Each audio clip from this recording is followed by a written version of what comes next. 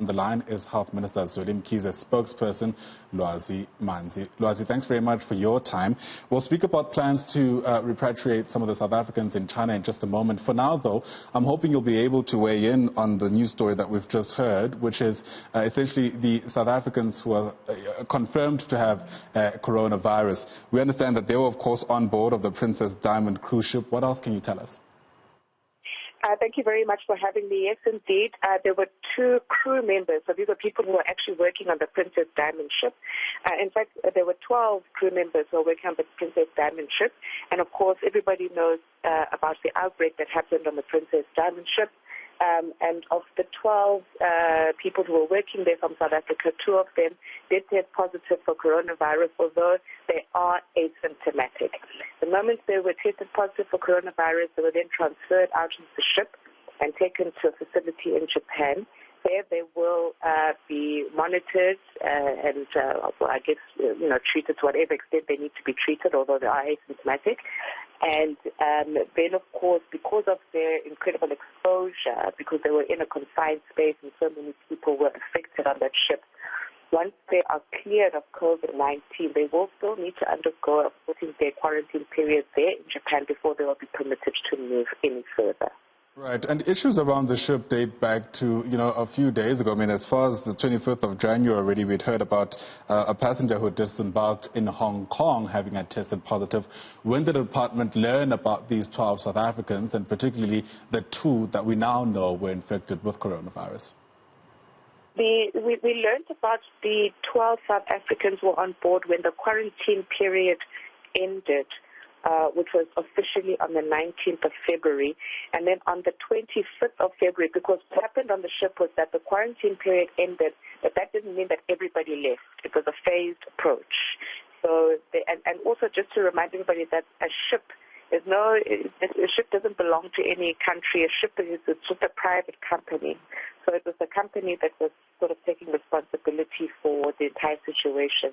So what happened on this particular ship is that when they ended the quarantine period, they then would they prioritized the passengers, they would test the passengers, and then only allow passengers to leave in batches once they tested negative for COVID-19. So we were then informed at the end of the quarantine period that we did have 12 crew members on board. On the 25th, 2 of them tested positive, and then they were then informed and they were transferred out of the ship. So the 2 that tested positive, I understand, are staying in Japan until we are confident enough that they're healthy to return back home. What about the 10?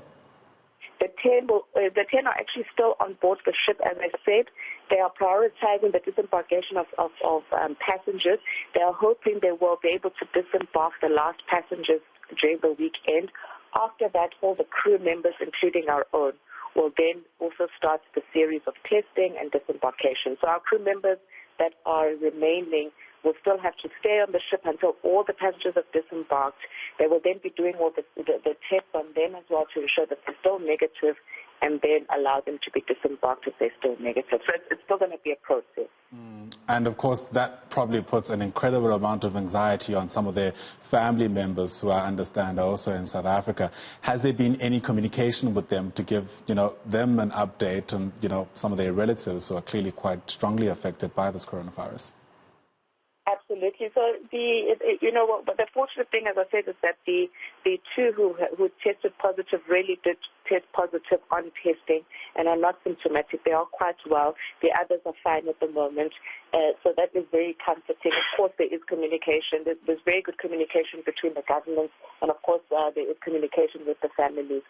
But I think that we can all just be reassured that nobody is seriously ill. These are, at this stage, this is all extremely technical to ensure that there is excellent detection of the virus and that there is also containment of spread. So, right, there's obviously a lot of concern also about plans to expatriate some of the South Africans who are in China. I imagine this kind of detail hopefully doesn't destabilize some of those plans insofar as public safety and concerns here back home. I mean, what do you know about that plan, and when exactly can we expect that process to get underway? Okay, so we will be holding a press briefing to, in detail, go through the plan so that we are able to communicate this effectively.